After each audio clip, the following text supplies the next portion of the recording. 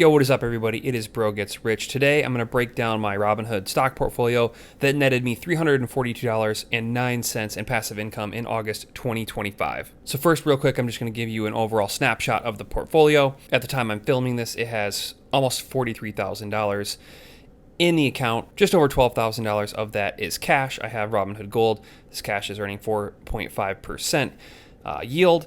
So far, just this month of September, I have accrued $25 in interest so far. So Robinhood's really good at marketing, and just their app's really sleek and sexy. It's fun to use. One thing they're getting me with right now is this incomplete little thing on the Robinhood Gold card.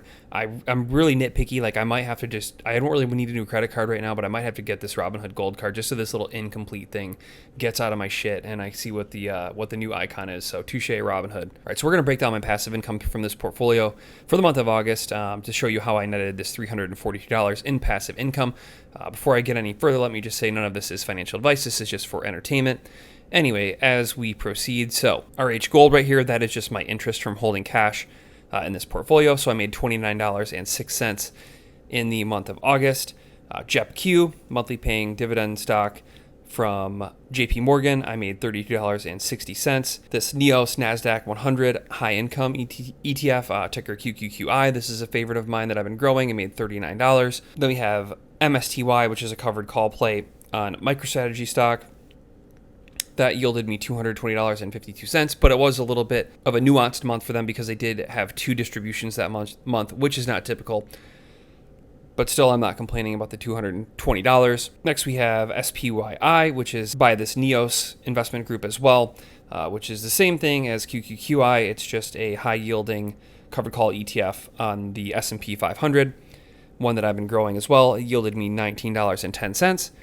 And then a newer position that is a very small one, I'm going to keep very small, but it's just for fun, which is Ulti. I actually didn't fill this in here, but it's another yield max fund that is just like their ultra high cash flow fund. It has a really fun yield. It pays weekly. I'm not going to go too crazy with it. I just put like a couple $100 in it just to play around with and have some fun because I had some extra money and I was like, screw it. But the real strategy here, as you can see, are been growing JEPQ, right? In January of this year, I only made $5.39. We're all the way up to $32.60.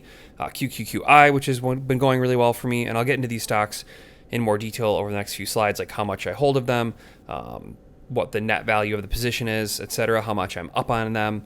But QQQI went from $296 when I opened the position in March, and now I'm all the way up to almost $40. And then SPYI, when I opened the position in May, which is not that long ago, it was $1.53. And now I'm up to $19.10. All right, so now I'm going to get into a few of these positions to show you like if I'm up on the position in total, if I'm down, right? Because you can yield, like the dividend yield doesn't really matter if you're just getting absolutely like destroyed on a stock, which I'm kind of learning the hard way with MSTY. And I'm hoping doesn't happen with Ulti, but we're just going to have to wait and see. Okay, but real quick, these are the net equity positions. Like this is the portfolio as of now. It's probably going to stay this way for a little while. I kind of swapped this portfolio around for a little bit. I was writing my own covered calls, but I'm super busy.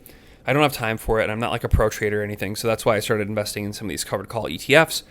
But my top holding is SPY, right, which isn't even necessarily a dividend play, and then also IBIT, which isn't necessarily a dividend play, but I just like having some overall growth in portfolios, and SPY definitely is like a really safe growth factor. And then I am a big Bitcoin believer, so this is like actually my newest position to Bitcoin. I've been averaging into Bitcoin for years, and I just wanted some more Bitcoin exposure in this portfolio and also kind of like diversify my Bitcoin positions amongst different portfolios. Just makes me feel better, helps me sleep at night, even if it's nonsensical. So the second largest position is this Bitcoin position, followed by JEPQ. Then we have QQQI, MSTY, which I'm really not going to add any more of at this point, unless it like dips and I have some cash and I'm bored, then I might like throw a little bit in there, but I'm kind of just waiting to claw, just to receive some dividend payments and just kind of claw my position back to even, and then maybe just hold and hopefully get in the positive. SPYI, and then we have the newest one, which is ULTY, or I'm just calling it Ulti, and we have $350 in that one. So this is probably the dividend stock that I've been going the hardest into right now, and that is QQQI. So you can see my market value, like I said earlier, almost $4,000, and I am up 8%. And that's why I really like QQQI and SPYI, because they don't just get their NAV destroyed, like they can actually somehow, just the way they're managing the fund, pay a nice yield, but also just like not have the NAV erosion, and they act like the stock price is actually going up a little bit with these assets, which is really nice. And then when you factor in like, reinvesting in dividends and et cetera, et cetera. And then we have SPYI. Like I said, it's the same one in the family as QQQI, and I am up 3.7% on that one. This is just kind of a overall snapshot of SPY because, the S&P 500, while it may seem outdated compared to things like Bitcoin or Tesla stock, or whatever like the hot stock is at the time, but it does give you a nice slow and steady return. Like this portfolio isn't that old, and I'm already up 14% on it, so there's something to be said in that, just having a nice little safe play. And then IBIT, if I had it my way, like honestly, the next time Bitcoin takes a big dump, I would probably, like, if I didn't have to worry about money as much, not like I worry about it a ton, but I'm really worried about being diversified because it took me a long time to kind of like build my net worth to where it is. But if I had it my way, I would be 100% Bitcoin, honestly. Like that's how much I believe in Bitcoin. I just have to be safe. I have to be sleep at night, and I just can't risk all that. But yeah, this Bitcoin position, if I had to guess, maybe a year old, probably less than a year old, and we are up 20% so far. Full disclosure, there also is for me with this Bitcoin position on IBIT, some passive income play in the next 5 to 10 years, right? Because let's say 7 years from now, like I want to get this position up to 200 to 300 shares, right? And then I'll be able to write 2 or 3 options contracts. Not like I'm going to do that right away.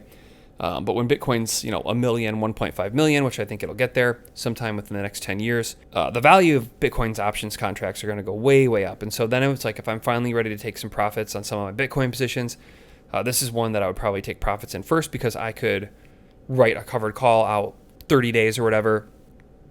And if Bitcoin's market cap 10x's, then I would have to think that the premiums from writing covered calls on Bitcoin are going to 10x as well. And if that is the case, I could, make $1,000, $2,000 a month writing a covered call on these positions until I am called out. So that is kind of my long-term passive income play on IBIT as well, and something that I think not a lot of people are thinking about. All right, now we're just going to do my little X roundup, some interesting things that I found on X that I want to share with you guys. If you're watching this video, odds are you probably think like I do. So let's get into how I think. So from Farzad, big Tesla analyst, right? Because in a different full disclosure at another account, not investment advice, I do own a nice little chunk of Tesla stock comparative to like my net worth. I'm a big believer in Elon and just the technology and with shaping the world over the next 10 years, that they could be a leader. Anyway, regardless, Farzad says last time Elon Musk bought Tesla stock in February 2020, the stock did a 7x 1.5 years later. So I don't think Tesla's going to 7x in a year and a half, but over the next 6 years, it could 7x, based on the total addressable market being the planet Earth and just all the lines of business they do. So Tesla is kind of like, Tesla and Bitcoin are the two things I'm looking forward to the most over the next 10 years. A little tweet by Greg, we can still call him tweets. I'm never going to not call him tweets. Sorry, Elon, you tell me what you want me to call him, bro. But anyway, from Greg O'Gallagher, who is a fitness guy. I've followed a lot of his fitness programs, lifting and diet protocol over the years. And then now he is also recently a Bitcoiner, I discovered, which is cool. Anyway, he says, if the best days of your life were in college, you are a loser. And that is super true. We all know people like that. So if you are a young person, you got a lot of life ahead of you. And if you are in your 30s and you think college was the best time of your life, you got to get your shit together. Like I'm in my mid 30s, late 30s, and I'm the happiest I've ever been. So life is great. Got a tweet from Marty Party, who I really respect in the crypto space. I think he is just brilliant with his calls, with his just analysis. And he says last discounts on crypto before the markup following global liquidity. Right, because people think that this crypto, especially Bitcoin cycle, is going to follow the global M2 supply, which is increasing. And he says next total market cap target for the crypto market is 5.5 trillion. So that is a $1.5 trillion increase from the time I am shooting this video. So we will have to wait and see, but I do think that the crypto market is due for its next leg up within the next 30, 60 days. Post by naive, study for 20 years, work for 40 years, free for 5 to 10 years, and die. It's a scam. And so that is why I am sharing and making these videos on this pretty aggressive Robinhood dividend portfolio. I am building, right, because I do own things like Bitcoin and I do own things like real estate. And while my net worth continues to grow and it's like in a pretty good bracket for my age, I think I'm like pretty high up for where I am in my age, for somebody who's not like a 1%er or whatever. But the one thing I do have right now is a cash flow problem, right? That is why I want to make dividends. That's why I'm trying to make $1,000, $2,000, $3,000, $4,000 worth of dividends a month, over the next like 5-10 years. Is so hopefully I can get this freedom number in like the 20-year range, right? Instead of the 5 to 10-year range. And then also in the same time, hopefully some of my larger plays like Bitcoin and Tesla play out, and all while building my dividend income. It's kind of the perfect thing, but we will see if that happens. And then last but not least, we have from Plan C, who's one of my favorite Bitcoin analysts, says, everyone is judging Bitcoin's moves so far in this bull market through an old lens of the 4-year cycle. What if we are only in the first leg of an extended, healthier, longer bull market? And so that's kind of the golden question for this Bitcoin bull run. If you've been in Bitcoin for a minute, if you study the market, if you're kind of not just your average person trying to get rich quick, right? If you're really paying attention to Bitcoin for the long term, the kind of question we're all having is this going to be a 4-year cycle, kind of like boom and bust? Or are we going to just be in an extended, healthier, longer bull market? Like, right, when the Bitcoin ETF dropped, there was a lot of analogy to gold being in an 8-year bull market after the gold ETF dropped. And we're seeing signs that Bitcoin is in a healthy market, right? Not just because of prices appreciating, but because when we do have pullbacks, like they're long, they're drawn out, they're like a lot of consolidation into like long-term holders again. And it's not just like crazy moves up and crazy moves down, or like, it's just like seems to be that we're consolidating nicely on these pullbacks. And there's a lot of positive news around Bitcoin. Look at the U.S. government, Strategic Bitcoin Reserve, other governments, sovereign wealth funds, individuals, businesses.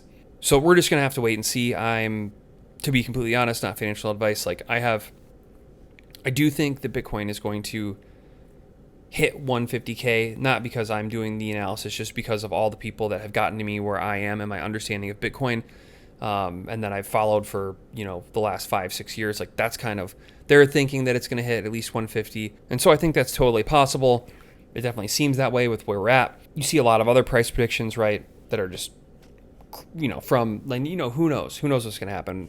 One day when there's a true supply crunch, I mean, Bitcoin's going to melt faces, but, we're not there yet as to how high we're going to go and how much the pullback is going to be. Like that has kind of remained to be seen.